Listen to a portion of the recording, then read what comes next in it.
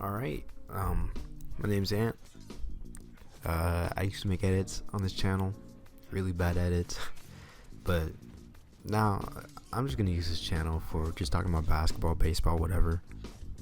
And yeah, it's something I wanted to do for a while now, but as the new season's gonna start in a few months or whatever, might as well just start this channel, try to grow from there, see what happens. I want to primarily just talk about basketball, the Spurs, but I'm not going to strictly talk about the Spurs, but I am a Spurs fan, so that's something I'm going to know the most about. But other than that, yeah, you're probably going to see Ghost of Tsushima gameplay in the background. But yeah, as far as going forward, just expect more me talking about the NBA, talking about the Spurs, talking about other players. I will say I gotta do a better job of just watching a bunch of other teams as a whole, pay attention, but yeah, other than that, let's get straight to it, man. Alright, so Victor Wembanyama finished his second Summer League game, and it is his last Summer League game, unfortunately. The Spurs shut him down for the rest of the Summer League, only after 2 games, but it is what it is. Second game, offensively, really good. First game, not good, but there is a lot of reasons why he did way better in his second game. The main thing was that he had a direction and knew what he was actually doing. In his first game, he looked lost, just didn't know where to fit in, didn't know where to set screens. But this second game, way better. The Spurs gave him a direction and pretty much told him, we want you to set screens, play more like a big man. We're going to have you run a lot of pick and pops, pick and rolls, play in the mid post, play in the mid range. If you have a mid range pull up, take it. But that's pretty much what he did. I mean, he dropped 27 points, 12 rebounds, some good offensive rebounds. He had 3 blocks and 1 steal. But other than that, he just a lot more comfortable out there. I mean, the main thing that I wanted him to do after watching his first game was to, again, play more like a big man. Don't ISO too much. Whenever he ISO, there was no screen set for him, no off-ball movement. But in the second game, he didn't ISO too much. He just utilized pick and pops and his footwork really well. He shot over every time he got a switch, played in that mid post area, shot over guys, pretty much a bucket every time, right? But that's what you want to see out of him. And a lot of this stuff he was doing looked easy.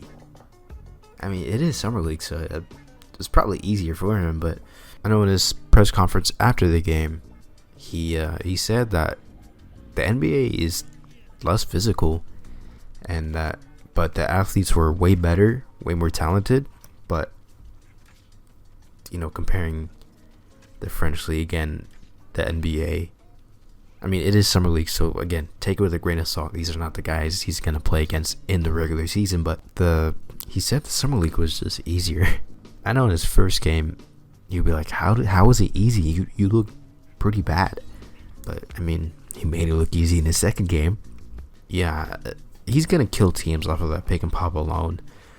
The next step for him is just kind of move off ball, get some screens running for him, get some pin down, some curls, and just off ball movement. That's kind of the next step. And also, if he's gonna ISO, do his best. He should just try to do his best KD impression and just try to find a way to pull up in the mid range, because nobody's stopping that. I mean, he had one crazy shot where he looked like it was contested pretty well, but he still hit it, and he just like between the legs or crossover or whatever, pulls up, just knocks it down. And that's exactly what you want to see from him if he's going to be on the perimeter. And they did a lot better on ISOs too, or the one ISO that he had. Just space out give him space, don't allow defenders to collapse on him, and that allowed him to go to work. And that was the main difference. His last game was a lot less ISOs, more direction, pick and pops, mid-range, and some mid-post stuff where he was just using his footwork to get easy buckets. I mean, he had one bucket where he was on the right side of the court in the post, smaller player on him, I'm pretty sure, half spin to the right, and he was like, oh, I'm open, and he just spins back around, a little hook shot weird thing that he put up, and it went in, but it looks easy to him. I mean, Fender played good defense too. You just able to put it over him. Even the defender's like, what the hell? What the fuck? Like, but yeah, I mean, every time he gets a switch and he's close enough to the basket, he's going to drain it. Like, either fade away, being able to shoot it over him, whatever. A lot better this game offensively, and defensively, he was still really good. I mean, he was switching a lot onto guards, which you're not going to see in highlights or whatever, but he was still playing really good defense.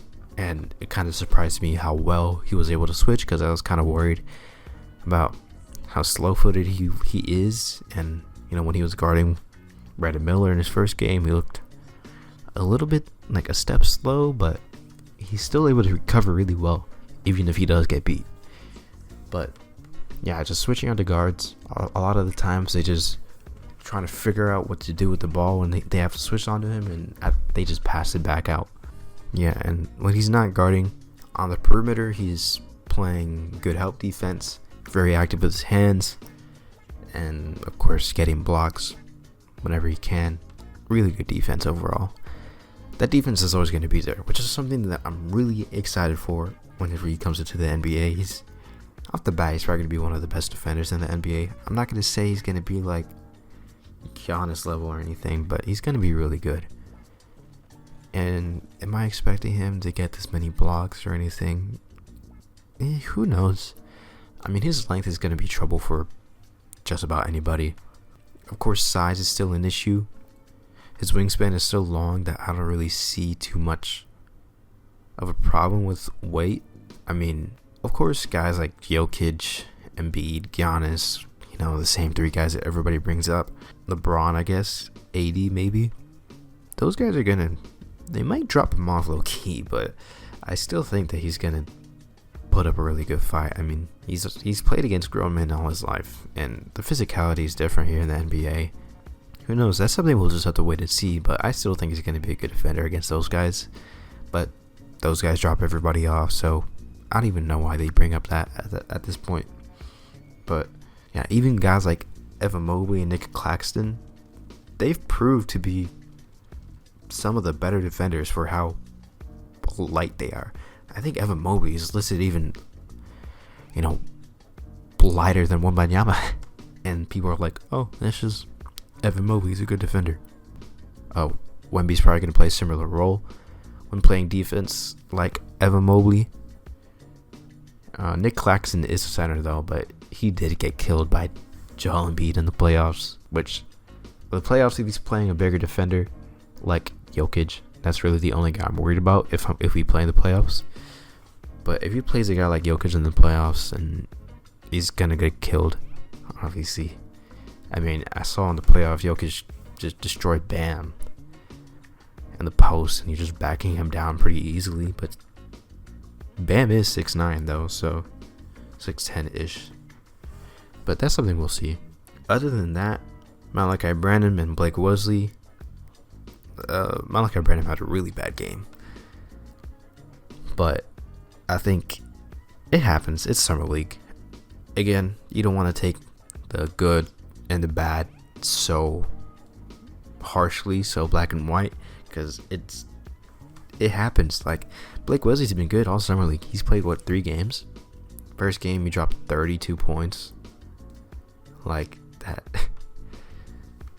I mean, that just shows what type of player he is. Second game he dropped 17 when Wembanyama's debut, and Champagne dropped 20. It is what it is. Like, these things happen, and Blake Wesley didn't do that good. playmaking wise, but he did really good defensively. I would have to rewatch the game because I didn't get to watch the entire game. I mean, if you want to look strictly at stats, I mean, Blake Wesley, he had 14 points, 1 steal, 5 assists, 3 rebounds. So the box score stats are good. 1 of 4 from 3, 4 of 8 from the field. So obviously these box score stats are good. I will say that I saw him help lead a comeback, when they were down in the third quarter, and he just helped lead them. Wembanyama obviously helped in too. Also, Dominic Barlow played really well at that game too. He's a really good defender. And the mid-range shot, I love that shot so much, because I don't know if he's going to play next season, but if he plays in the G League, he's just going to destroy them, because his size, athleticism, plus his shot making in the mid-range, and he has a little bit of self-creation that he can kind of pull out. But yeah, Dominic Barlow is going to be good. But yeah, Blake Wesley, I saw a lot of people shitting on him in the middle of the game, and then after that he kind of brought them back. But still, his decision making needs to get better. I saw a lot of people kind of comparing him to a young DeJounte, which I can kind of see. They both have similar size, and they're both good defenders. DeJounte obviously being the better defender, but I will say that they both got to pull up mid-range. I'll say that. I don't know. We'll see. CD Sissoko, also a really good defender, and he's one of the... I'm not going to try to overrate him based off of Summer League, but he is one of the better defenders I've seen as a rookie, in recent years. I mean, I don't know. I mean, he's just so switchable. Like, it's crazy. He just move. He's one of the first guys I've seen move his feet that well for his size. Obviously, there's other guys like him, but for how good of a defender he is, it's nuts.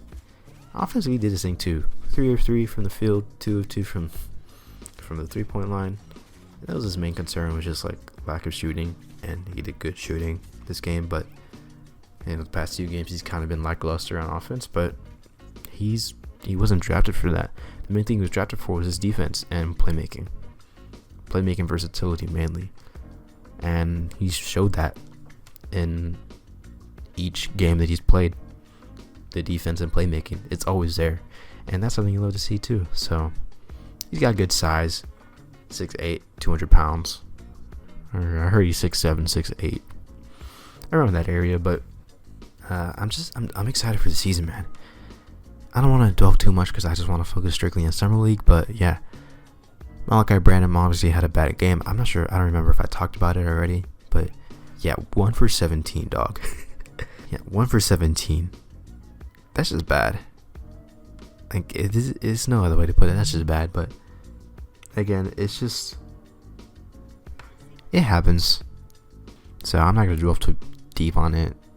Their decision making needs to be better, but I don't think they need to be crucified just because of their playmaking. Also, I didn't realize Wembanyama only played 27 minutes, and he got 27 points. That's nuts. Champagne only got 4 points, 1 of 6 from the field. Obviously, not not to the standard he's been playing at in the whole Summer League. But again, these things happen. So overall, Summer League has been fun. I don't really have too much to say other than that.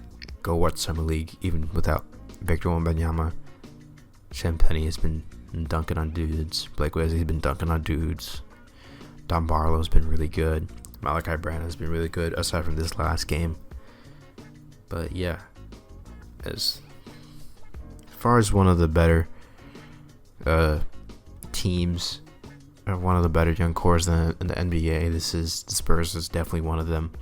And they have a bunch of draft picks and stuff like that, and a bunch of assets, whatever. I don't want to dwell too deep on that because I'm just going to make this a 30-minute video because I can talk forever about this. But yeah, man, Spurs got a good young core, man. Wembanyama's different, dog. Just staring at the stats is crazy. But yeah, man, Victor Wembanyama's good. That's all I gotta say. He's gonna be good in the NBA. If you thought otherwise, you're not that smart and shouldn't discuss basketball that much. But yeah, that's about it.